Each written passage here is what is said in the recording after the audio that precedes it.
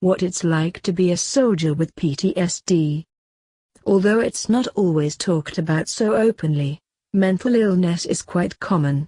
In fact, according to a survey done by Women's Health and the National Alliance of Mental Illness, 78% of women suspect they have one, and 65% have been diagnosed with one.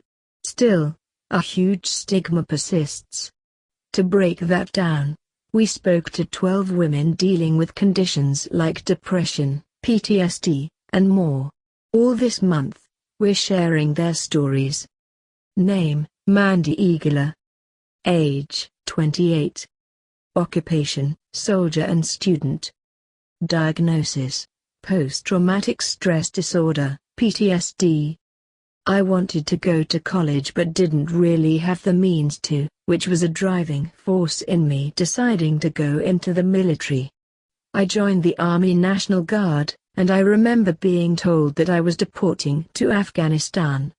I was overseas for 9 months. I was supposed to be doing supply stuff, an office desk job, but I actually ended up being cross-trained into refueling helicopters. I was at the most northern base in Afghanistan, which was very small, maybe only a mile long. You pretty much knew everyone. There were maybe 15 females on that base. It was definitely a different situation. A lot of the guys are just looking for a piece of meat, and that was a horrible part of it. You had people that would just harass you. At the time, I was married, and my relationship suffered. He would pretty much quit his job whenever I got deployed and live off my means. I would call and not get any kind of response from him. I felt isolated, while everyone had families they could talk to.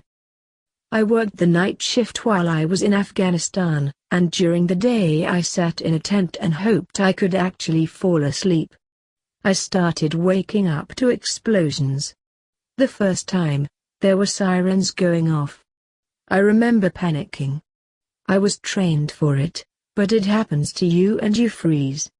I always thought you had to see something, see somebody die in front of you, for example, to have PTSD. I didn't realize that no combat veteran could have PTSD from something like hearing an explosion. When I got back to the US, I kept myself busy. I wanted an adrenaline rush, so I'd do things like go skydiving.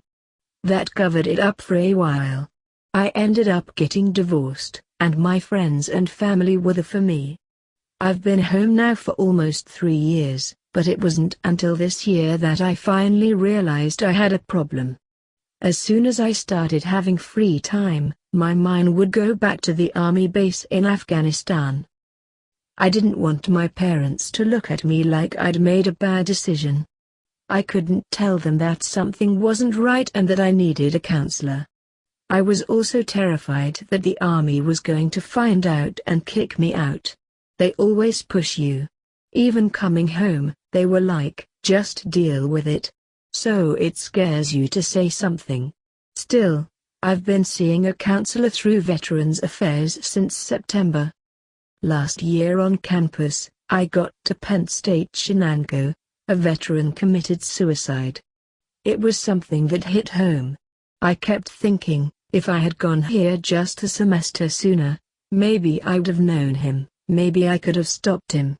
I didn't know him, but I felt like I had let him down.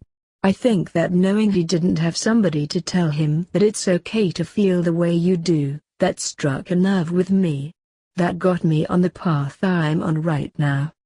I've been very vocal about women veterans and veterans' rights in general after that. Pick up the May 2016 issue of Women's Health, on newsstands now, for tips on how to help a friend who has a mental illness, advice on how to disclose a diagnosis at work, and more. Plus, go to our Mental Health Awareness Center for more stories like Mandy's and to find out how you can help break the stigma surrounding mental illness.